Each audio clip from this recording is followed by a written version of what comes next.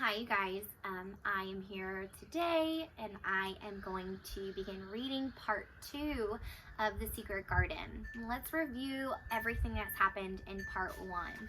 So part 1 we met a little girl named Mary Lennox, and she is an orphan. Her parents died from a sickness, and so she has moved to Misselthwaite Manor, and she is living there with her uncle who has been traveling abroad, so he's not there yet.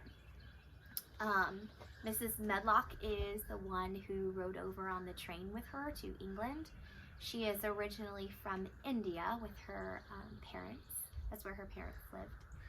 And we have met a couple of characters along the way.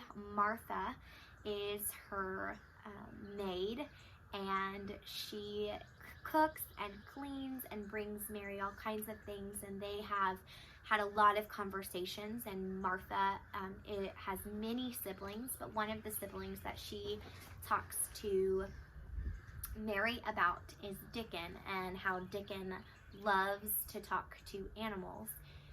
And so Mary really thinks that that's very interesting. So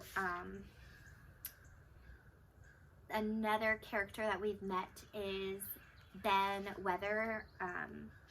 Weatherstaff, and he is the gardener. Who else have we met? I think that's it. So we discussed Lady Craven and how the Secret Garden came to be about. So today we are going to start part 2, and this is the first chapter in part 2, but it's really chapter 6. So here is the illustration for chapter 6. The robin helps again, right? The robin helped her find the key the first time back in chapter 5 when we read it. So we'll see how that robin helps again. All right, chapter 6. Mary lay awake in her bed for nearly half the night. Every once in a while, she would reach under her pillow and touch the key. She wondered if it was indeed the key that opened the door to the secret garden. If it was, all she had to do was find the door. When Mary finally fell asleep, she dreamed of finding the door and unlocking it with her key. She dreamed of playing in the garden with Martha and Dickon. She had heard so many wonderful stories about Dickon, she felt as if she had known him forever. Mary awoke the next morning as Martha was bringing in her breakfast tray. On the tray was Mary's usual bowl of porridge and her usual cup of tea and a biscuit. There was also something else. There was a small bag next to her teacup. "Go ahead, open it," Mary exclaimed. "A present?" "Yes, a present." Mary was surprised that Martha had brought her a present. She knew that Martha was poor and lived in a small cottage with all those brothers and sisters. It was a very generous gift. "Open it," Martha cried again. Mary reached into the bag and pulled out a strong, slender rope with a red and blue striped handle on each end. She looked at it curiously. Mary had never seen a jump rope before.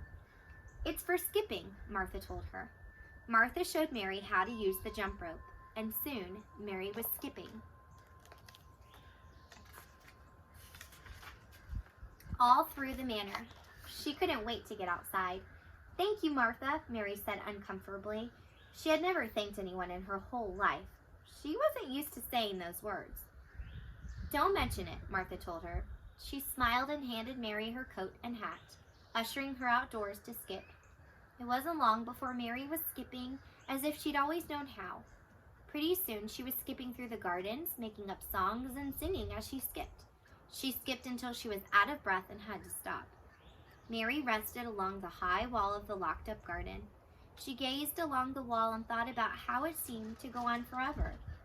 Picking up her rope, she decided she would skip along the wall as far as possible.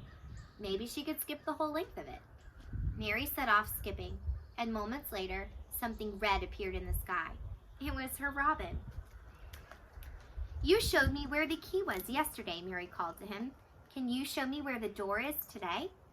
She thought it was a silly question to ask a robin, which most likely didn't understand her. But to her surprise, the robin chirped a loud message back to her and took off from his branch. Mary followed him as quickly as she could, sometimes forgetting to skip. She was a little out of breath when the robin stopped and settled on top of the high wall. He was staring down at her. Mary looked closely at the wall beneath the robin. It was covered with thick ivy that had never been trimmed and had grown wild. It was so thick that even a strong gust of wind could not rustle it. Reaching down to pick up her jump rope, she saw a flicker of light beneath the ivy. In a flash, Mary ran to the wall and began to push away the thick ivy branches that grew there. Something other than stone was underneath. Mary pushed more ivy away, then gasped in amazement at what she saw. A wooden door! Mary's heart thumped wildly, and her hands shook with excitement. Quickly, she cleared away as much ivy as possible. That bird is very helpful. The robin sang as he watched Mary uncover the old wooden door.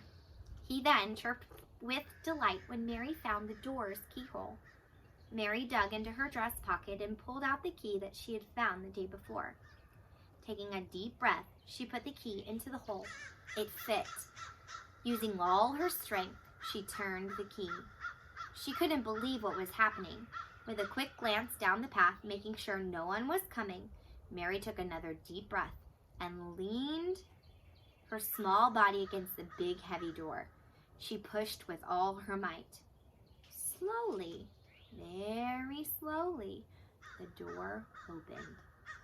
When it was open just enough for her to fit through, Mary slipped through the door and closed it behind her. Resting against it, she gazed around in amazement, her heart thumping even faster than before. She was standing in the secret garden. You guys, that ends our time today. I know that if you are listening to this, that you are just on pins and needles waiting to hear what happens next. But you're going to have to wait till next week. I have so enjoyed reading this with you guys, and I hope you continue to watch and listen to hear what happens next once Mary is in the garden. I will see you guys next time.